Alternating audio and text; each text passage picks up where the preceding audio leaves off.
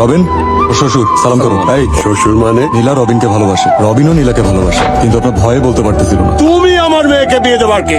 আমি ওর ভাই। ভাই? ওরা দুজন দুজনকে পছন্দ করে। নীলা ছেলেটাকে ভালোবাসে, ছেলেটা নীলাকে ভালোবাসে। খারাপ তো কিছু হয়নি। হাই মহিলা হাই, তুই তো নিজেই একটা খারাপ। একদম জায়গার উপরে খায় দিব।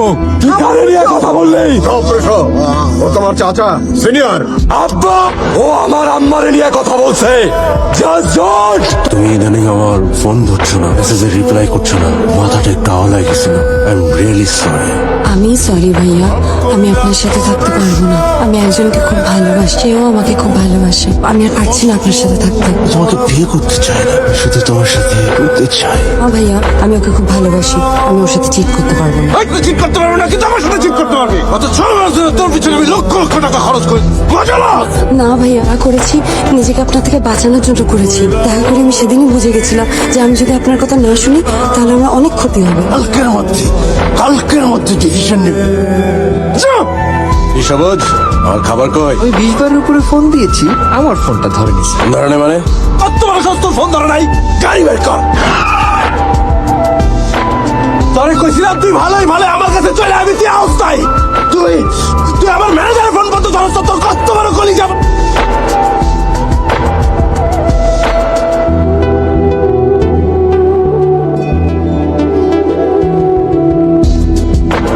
আমি তোমার পিছনে সহানুভূতি দেখাতে আসিনি, সান্ত্বনা দিতে আসিনি।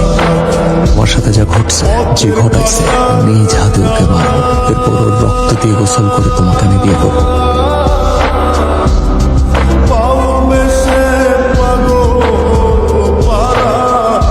দিয়ার বয়ফ্রেন্ড উড়াই দে।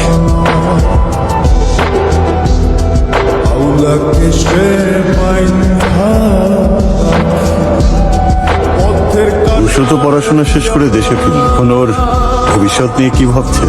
ছেলে ঢাকারই একটা ইউনিভার্সিটি প্রফেসর হবে, সেজন্যই তো আমি আমার ছেলেকে বিদেশ থেকে পড়াশোনা করিয়ে নিয়ে এলাম।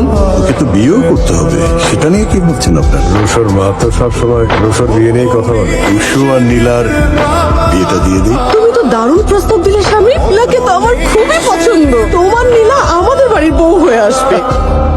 সিগনেচার ছেলেটার যে কি হবে? আজ তো রায় হবার কথা, দেখো কি রায় হয়। বিয়ে শাদী করতে তো এখন তোমার কোনো আপত্তি নেই, তাই না? আমি একটা মেয়ে পছন্দ করে রেখেছি, নীলা। নীলাতে আমার আপত্তি আছে। First, ও আমার চাচাতো, ও আমাকে ভাইয়া বলে ডাকে। স্বাস্থ্যবান হয়েছে তাতে কি হয়েছে? এর আগে সব মেয়েরাই ছেলেদের ভাইয়া বলে ডাকে। নীলাকে আমার খুব পছন্দ, আমি চাই ওই এ বাড়িরই বউ। তুমি চাও তো? Yes. ডান। আহ, আমাকে তোর কেমন লাগে? হ্যাপি লাগে। তোমার মতো হ্যান্ডসাম ছিল তো আমি আমার লাইফে দেখিনি।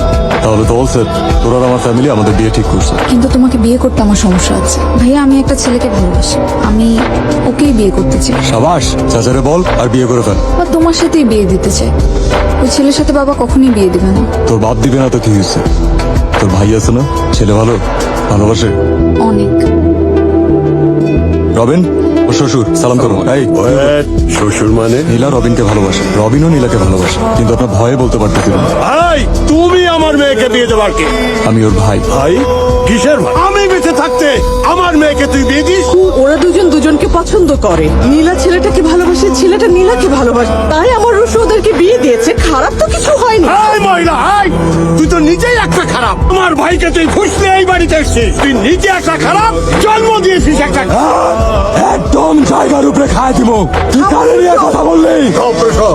ও তোমার চাচা সিনিয়র। আব্বা ও আমার আম্মারে নিয়ে কথা বলছে। জাস্ট তোমাকে আর মানুষ বানাতে পারলাম না। তোমাকে উচ্চ শিক্ষায় শিক্ষিত করে একটা ভালো মানুষ বানানোর জন্য বিদেশে পাঠানো হয়েছিল। একটা বিশ্ববিদ্যালয়ের প্রফেসর হবে, আরো 10টা ভালো মানুষ তৈরি কর। কোনো অমানুষের এই বাড়িতে স্থান নাই। Out, I said get out now. তুমি যাও তো। ডান। বিশ্ববিদ্যালয়ের লেকচারার হবি, মানুষের মতো মানুষ হবি। বাবা হিসেবে তোমার জীবন সুন্দর করে সাজানোর জন্য আমি তোমাকে ঢাকা পাঠিয়েছিলাম। আজ বাবা হিসেবে এসেছি তোমার জীবন রক্ষা করার জন্য। তুমি যাদের সাথে যুদ্ধে নেমেছো তারা কোনো সুস্থ মস্তিষ্কের মানুষ নয়। ওরা 3টি ভাই, জায়ান বড় ভাই, ওরা